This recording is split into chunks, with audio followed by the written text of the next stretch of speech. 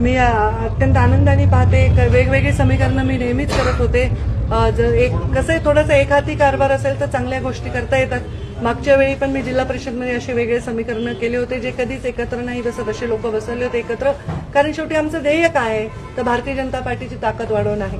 आणि त्या दोघांनी पण एकदम समंजस्याने काम केलं. दोघांनी खूप छान काम केलं एकत्र. सभा घेतल्या, एकमेकांना सन्मान दिला, एकमेकांच्या घरी आले. एक मॅच्युरिटीचं दर्शन हे पवार आणि बदामराव पंडित यांनी दाखवले आहे, आमच्या बाळादादांनी दाखवलेलं आहे.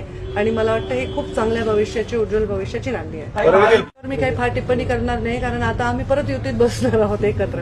पण ह्याच्यावर काय बोलायचंय ते बाळादादांशी मी बोललेली आहे आणि मी पूर्णपणे त्यांच्या बाजूने उभी राहिलेली आहे.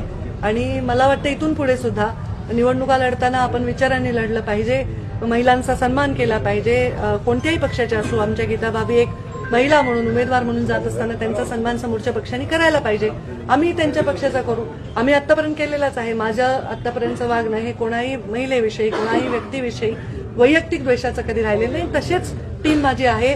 त्यामुळे मला वाटतं की जे झालं ते झालं. आता त्यांनी पण विजय मिळवून त्याला उत्तर दिलेलं आहे.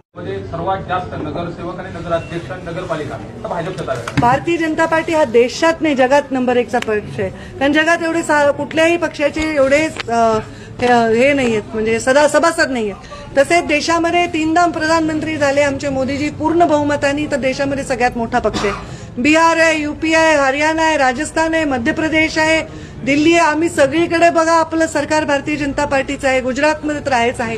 आणि महाराष्ट्रात 3ऱ्यांदा मुख्यमंत्री झाले देवेंद्रजी फडणवीस. तसंच देशात, राज्यात आणि बीड जिल्ह्यात सुद्धा भारतीय जनता पार्टी एक छत्राखाली जर आपण मोजलं तर 1 नंबरचा पक्ष आहे. आज आमचे किती टोटल 58 का काय 56 आमचे सभासद